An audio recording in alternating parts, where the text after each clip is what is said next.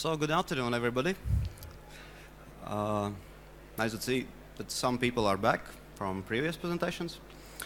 Like previously told, I'm from company Data Security Solutions, and we are working in cybersecurity area. We are doing services, and we are system integrator of different innovative cybersecurity technologies. And like I promised, this presentation is divided into two parts.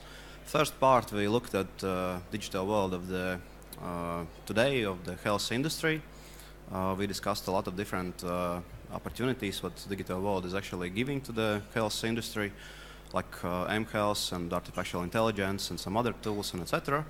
Then we also discussed about that cybercriminals are getting more and more interested in the health industry. The more and more attacks arise, and the more and more damage is done to the global world organizations who are working in security in health industry. And I also talked a little bit about that all those frameworks and all those compliance tools and different standards and policies, they are not enough. So they are always one step behind the cyber criminals. So the technology is actually very important add-on to actually be in equal positions with the cyber criminals and to be protected and protect your personal data and your systems data and your patients' data and etc. So in the second part, from our experience, we will share 10 most important things what we think is very important for each organization to be able to secure your data and your systems. And hopefully there will be some questions and some summaries. So before we move forward, of course, it's very important to understand that health ecosystem is pretty wide, and there are so many different organizations with completely different infrastructures and completely different business processes and different tools and applications, and everything is somehow interconnected. So this connection actually means that when the breach is happening in one organization, in one particular business process part, then whole industry is actually affected. It doesn't matter how big you are and what you actually do in this. You are providing the services, or you are taking care of your patients, and or you're working as a doctor there, or you are, I don't know, running the hospital business and something like that. So before we move on, there are 4 mandatory things about cybersecurity. It's always about the confidentiality, integrity, accountability, and availability of the data and information systems. So it means that you need to take care about the data. You need to take care about the confidentiality of the patient records and all your financial and any kind of critical information. And also you need to take care about the integrity and availability, because most of the things, especially when we are talking about the future and the real-time mHealth and patient life and health monitoring solutions, it's very important, because it's not only about the security itself, it's about actually the lifesaver and cost saver actually to the industry. So so we have like 10 controls which are very important to any organization, not only the health organization. And when I will be like explaining those, you need to understand that these are not like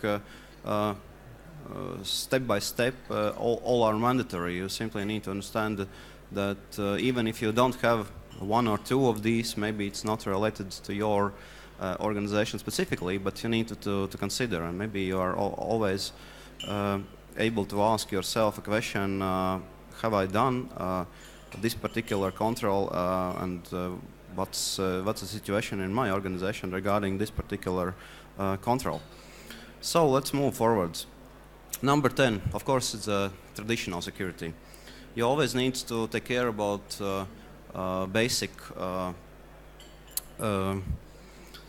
let's say, basic computers and basic servers, security measures and requirements, and those traditional things we understand as the antivirus, as the firewall, as the intrusion prevention, intrusion detection things, everything which is related to the blacklist approach, when you block everything but you know it's wrong, and you actually allow everything which is good, and you leave something in between, and you strictly monitor all those things, etc. So some of the, let's say, global known security incidents have been happening actually simply because some of these controls weren't like in place, and there were also it's also very important to understand the Cybercriminals Act based on, let's say, they act like a business. So they typically choose the weakest organization, and if they check that you are already having like a very good next generation firewall, next generation antivirus, and endpoint security solution, etc., they probably will go and seek for some other victim, and not for you. So this is no 10th place in our understanding. So the 9th place is that you always need to do full inventorization of everything what you have. Like you need to understand where is your perimeter, where are your devices, who are your users, and how they interact with each other, and etc. And you always, and because you simply, if you don't know where is your perimeter at the moment, you are not able to build up like security and to act accordingly when something bad is happening. And also it's very important that you have at least some basic log management records of everything what is happening in your organization, because if you don't have, you are not able to do some kind of historical investigations in case something bad happens, and you are not able to take any measures immediately, and maybe find some patterns about what was going wrong, and what are the course or the root of the problem, and etc., and to actually mitigate that. 8th place is actually one of the most important thing, how business and IT can go together. It's the creation of the business continuity and incident response plans, because you always need to test a number of different scenarios and predict a number of different possibilities that something could go wrong. And if you do this, you are able to actually plan accordingly, distribute the roles and responsibilities, who is responsible to get back your system on normal business track, and actually and this actually brings like IT and business people like in a very good teaming work, and if that is very successful, then you are able to move forwards, and I don't know, even go like and create full compliance of the cybersecurity protection, risk management in place, and etc. Because continuity and incident response is only part of the job which should be done. So number 7, it's of course the infrastructure security, and this is about the configuration management and measurement in real time that configurations haven't been changed.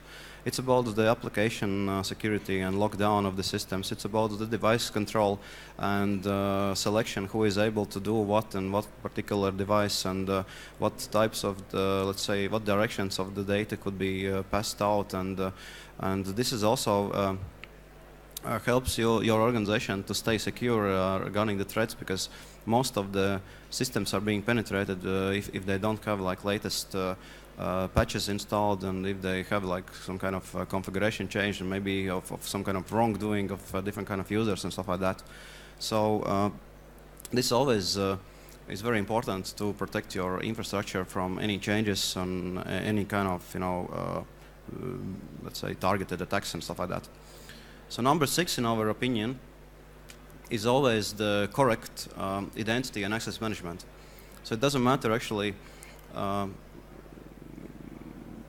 what business systems you are using, what types of users you have, what devices you are using, and stuff like that. It's always about the access, whom you are giving what kind of access, who are having what kind of particular rights, and it's always important to implement least privilege principle, that your privileged users are not doing more than it's required for their business, and it's always important to implement one-time passwords or any kind of other more complex authentication system than simply username and password. It's very important to also implement some kind of biometrics. It's always important to implement some kind of smart cards and multi-factor authentication and more and more and more. It's like you are always watching in different kind of movies that bad guys, if they went through it, they got through actually, then they can harm your system and they can change your data and stuff like that. So the number 6 of the controls are identity and access management. Number 5 is that if you like to be protected against any kind of attacks, there are so many different attacks. There are attacks on endpoints on a network level. It's about attacks on the vulnerabilities. It's a web attacks. It's a network level attacks. It's a huge volume attacks. It's the advanced persistent threat attacks, and different kind of solutions are needed actually to be protected. So there are a number of different technologies who are able to stop that. It's particular next generation intrusion prevention systems combined with the next generation firewalls. It's the DDoS protection. It's the solutions who are protecting your DNS servers, and it's the systems which are protecting your online web applications, and some other complex, let's say, solutions who are looking in the multi-vectorial, sophisticated, hardly to detect by traditional security attacks. So it's always very important to have like a number of multiple security controls in your attacks against any kind of defense, different kind of defenses against any kind of attacks, and you need to create some kind of plan who is doing what, because some part of that is maybe too expensive to do it by your organization. Maybe some part of that you should be giving to your internet service providers or the data center or any kind of your service providers. So number 4, it's always very important to understand how mobile has changed actually over traditional security, because it's a completely different operating systems, completely different amount of the data which being used, and completely let's say different usages of those devices who are accessing all this information, etc. And when the employees or subcontractors are asking to give their let's say access to the email or corporate networks or any kind of intranets and something like that with their laptops and with their mobile devices and etc., it's always important to do some kind of separation. It's not only about the device control itself, like tracking, erasing, and etc. It's not only about the application control that you are creating number of different profiles and you are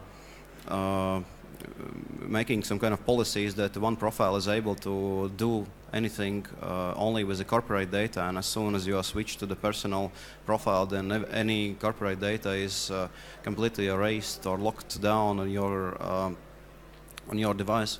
But it's always about the content, about the data. So when we are talking about mobile security, it's very important that you are creating very smart defenses which are not affecting like productivity of the users, but they are protecting each application separately. You are doing the containerization of each application separately. You are creating like VPN tunnels for each application separately. You are creating policies for each application separately. So it's very, very important to actually use so-called enterprise mobility management systems to be able to protect not only this device which is accessing or controlling or maybe are participant of this mHealth new ecosystem, but also the protection of the data itself when it occurs on your mobile device. Number 3, of course, is one of the most important and we are having like the bronze medalist in our let's say top 10. It's a data security.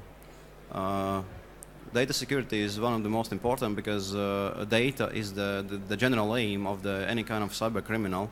Because when they are doing anything wrong with your systems, the most important is not to harm the system or to, I don't know, to kill somebody or something like that, but they are intended to steal the data and sell it on a black market. So the most important is to protect data.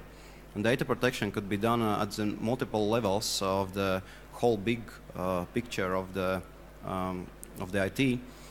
And it could be done on the endpoints. You can implement kind of at least like basic things such as encryption, for instance, encryption of hard disk drives, encryption of the attached devices, encryption of emails, and etc. Everything could be done already like on endpoint.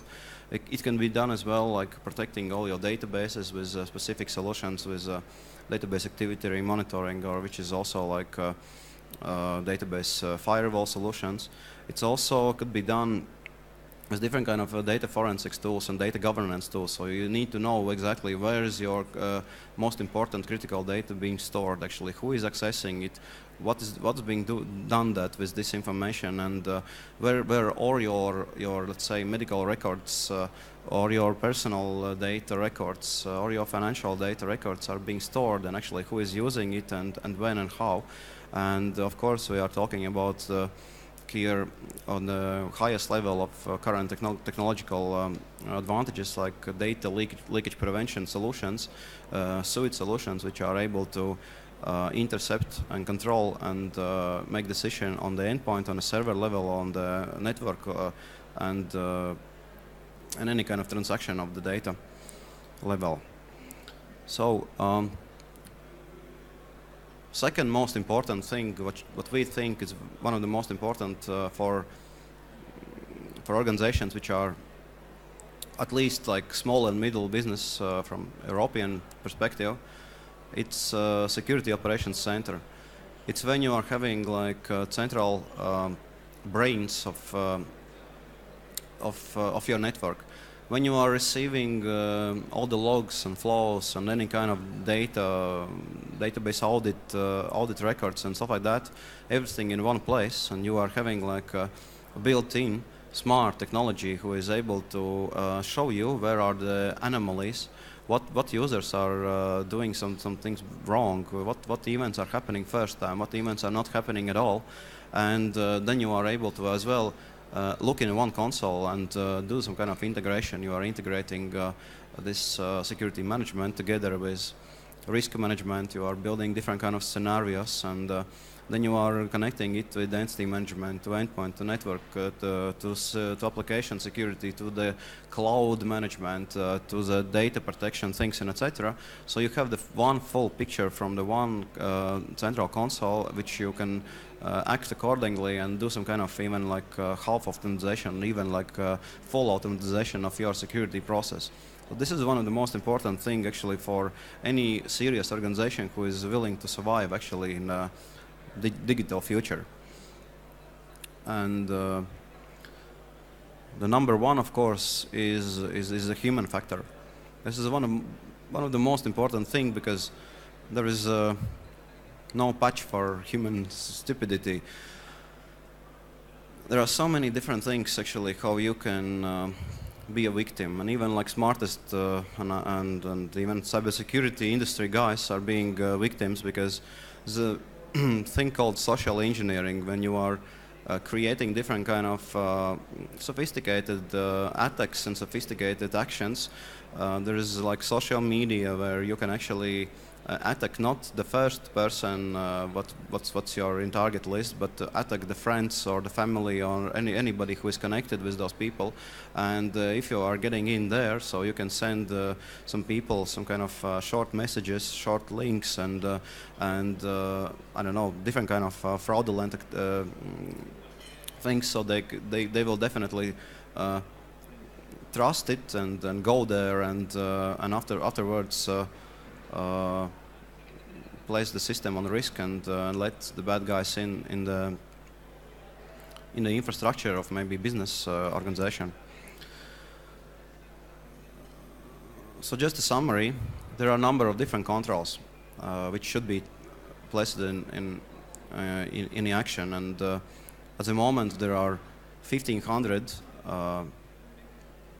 IT security technology vendors in the world with tens and hundreds of thousands of different kind of products, and it's very easy to be a victim of the marketing, and there are even organizations who claim to be very smart auditing and evaluation of the different kind of technologies. They are creating magic quadrants and etc. But you can buy in, and you can buy in the trust, and you're actually who has the money maybe not has the best technology. So it's very important actually to somehow link it together. So what we as our company, what we are doing, and where's our most specialization and most experience, is that we are working with solutions called security intelligence. Like I said, we are able to use smart tools from smart guys, and this is the same, let's say, company who is creating IBM Watson, like artificial intelligence. So this is a solution called QRadar, and we are using to collecting everything together and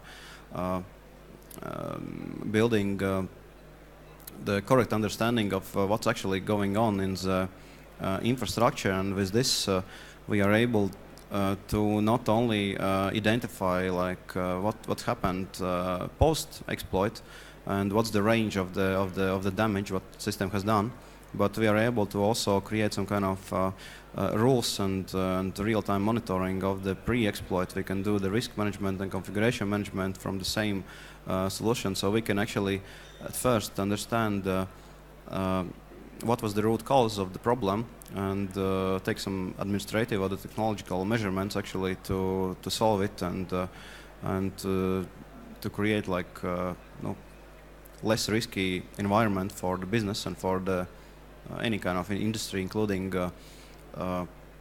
health. And in a conclusion, we would like to say that business and technology should come together. From the business part, business people should work together with IT people to better link all the processes, all the objects and subjects of the business processes together, and this is only way actually how you can take all the measurements about the risk management of any kind of industry, including health. And from the technological part, it's always important to do correct inventory, do correct configuration and vulnerability and different kind of other controls in place. So when you have this puzzle done, you are able to say that yes, we are more secure than other organizations, other industries, and etc. And we are less at risk attack from any kind of bad guys and cyber criminals.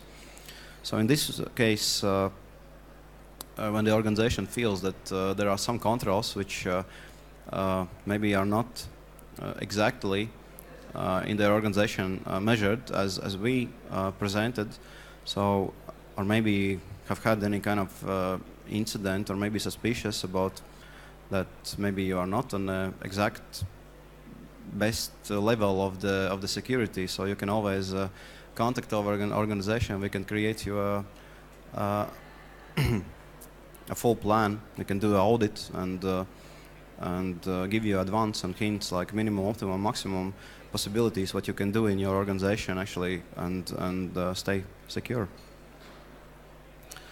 And of course, you need to understand, as the world of the digital moves forward, we always try to invest in many interesting technologies to make our life easier, but security is one of the most important things, especially in health. So investments in security are very important, and you need to understand that when you are balancing these costs and risks, then something like that in this picture happen, like floods. So thank you very much. Maybe you have any questions?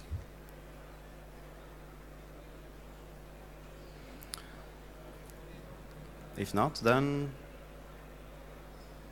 maybe you can write me some some letter or contact our, visit our homepage and ask for more information. We have a lot of information available as well for the health industry, for any industry about the cybersecurity. We are more than 10 years in this market, and we have a lot of, say, successful projects with most innovative technologies in the Baltics.